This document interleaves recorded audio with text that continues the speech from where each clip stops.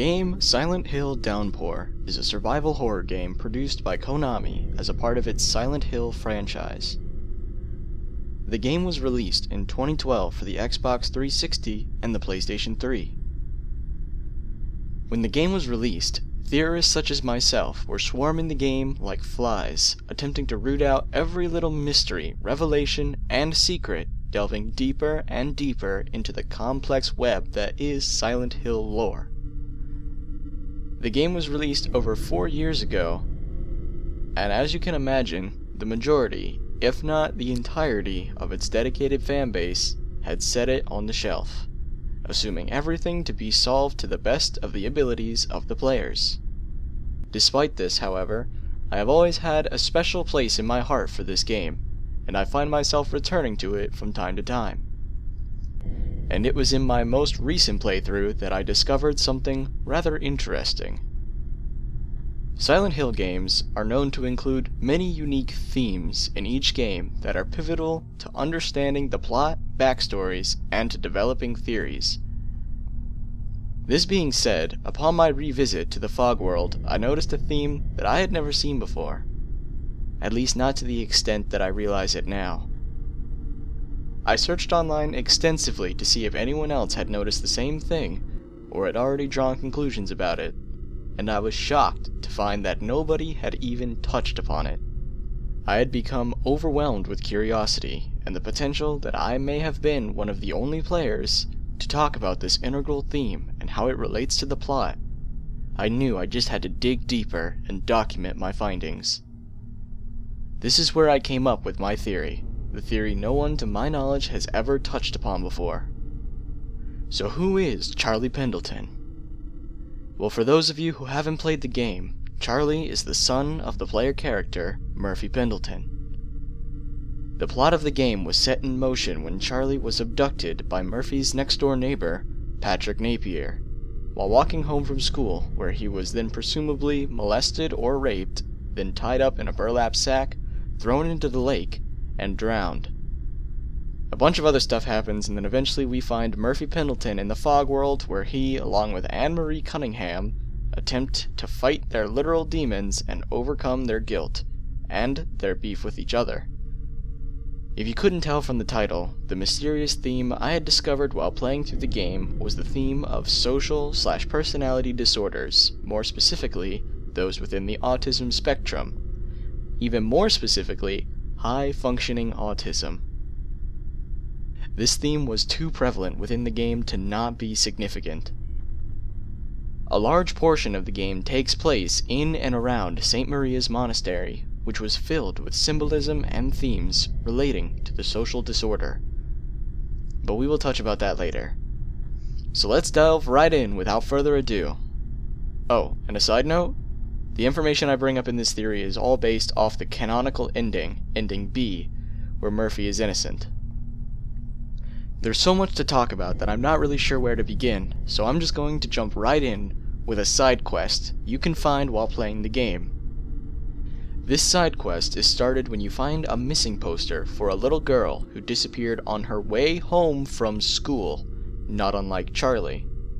From the missing poster you can tell that the girl was severely autistic, and she normally made her way home through a series of color-coordinated ribbons set up by the mother. Nearby you find the child's lunchbox, where there's a note written by the mother inside talking about how she changed the route and told the child to follow it home. As you follow the ribbons yourself, it takes you down a few roads, a back alley, down towards the piers, past what you later find is her house, down towards the docks, and right off the planks into the water, where you find her house key. Now already, the allusions and similarities between this girl and Charlie are prevalent. They were both around the same age. I believe the girl was a little older. They both went missing after school, and they both ended up drowning, and they were both taken advantage of by a mentally superior adult or someone they trusted. This is of course speculation, but the similarities don't stop there.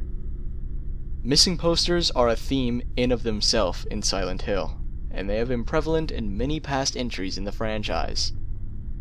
Usually, the streets and corkboards are littered with these missing posters. Though curiously enough, in this game there are only 2. Besides the Autistic girl's poster, the only other one you find in the game is none other than Charlie Pendleton's. Just think about that. Now let's move on to St. Maria's Monastery. I'm gonna give you guys a warning. This entire video handles some pretty intense themes, as you already know. But this next part is going to get really heavy. Some of you with weaker stomachs may not want to proceed, or to proceed with discretion, as even while I was researching this part, I was feeling sick to the core. Alright, let's move on. As I mentioned earlier, a large portion of the game takes place in the St. Maria's Monastery. The Institute acts as a school, orphanage, and a mental facility. But through a series of ghostly voices, and documents that are frankly hard to read, it becomes clear what really goes on behind closed doors. Parents with children that were suffering from social or personality disorders could be sent to boarding and schooling at the monastery, where they would undergo several treatments of varying severity to attempt to rectify their issues. And I am going to read through the various letters and notes that prove my point word for word, and I will then play the audio recordings of the voices you hear while examining the facility. Afterwards, I will attempt to analyze what we learned and what it means for my theory. Once again, viewer discretion is advised. From unreadable. To unreadable. Patient's name unreadable. Subject preliminary psychological evaluation. A new patient arrived today, named unreadable, and aged unreadable. Unreadable comes to us with a number of interesting psychological characteristics. He displays marked impairment in the use of a number of nonverbal behaviors, most notably eye contact, facial expression, and body posture. Unreadable shows no interest in participating in simple social play, preferring instead solitary activities. Though unreadable maintains adequate speech ability, he shows marked impairment in his ability to initiate and/or sustain a conversation with others. Furthermore, unreadable engages in the repetitive use of idiosyncratic language, as well as repetitive mannerisms. Unreadable also has a persistent preoccupation with parts of objects. Further evaluation is required. Respectfully submitted, Dr. Chloe Zane. From unreadable. To unreadable. Patient's name unreadable. Subject psychological evaluation. Patient unreadable has shown no deviation from his extreme social degenerative traits, despite numerous applications of electroshock therapy. Sessions in the isolation tank were also unsuccessful. I feel more aggressive methods should be pursued, and I would like to set up a meeting in the near future to discuss them. Sincerely, Dr. Chloe Zane. From unreadable. To unreadable. Patient's name unreadable.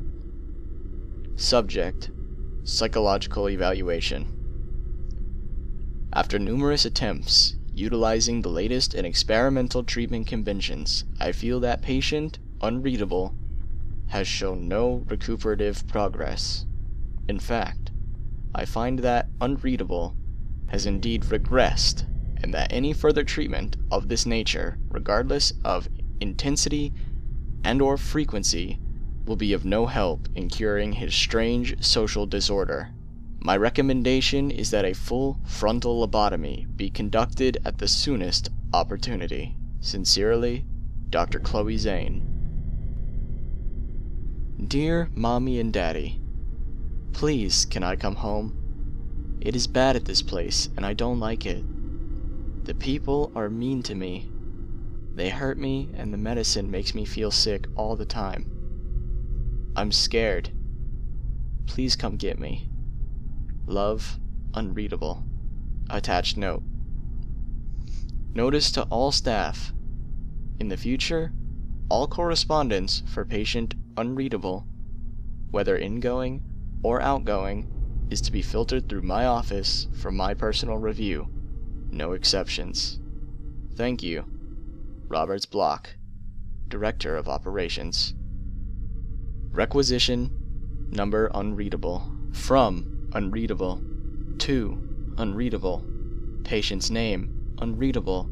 Subject unreadable. Dear Mr. and Mrs. Unreadable, the purpose of this letter is to offer our sincerest condolences for the tragic loss of your son on May 2nd during his recent surgical procedure. Despite the best efforts by the attending surgical staff, extenuating medical complications impeded all efforts to revive him.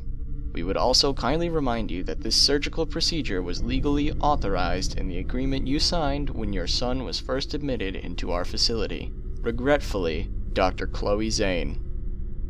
The following are a series of audio clips that are taken from the numerous ghostly voices you can hear while examining the facility.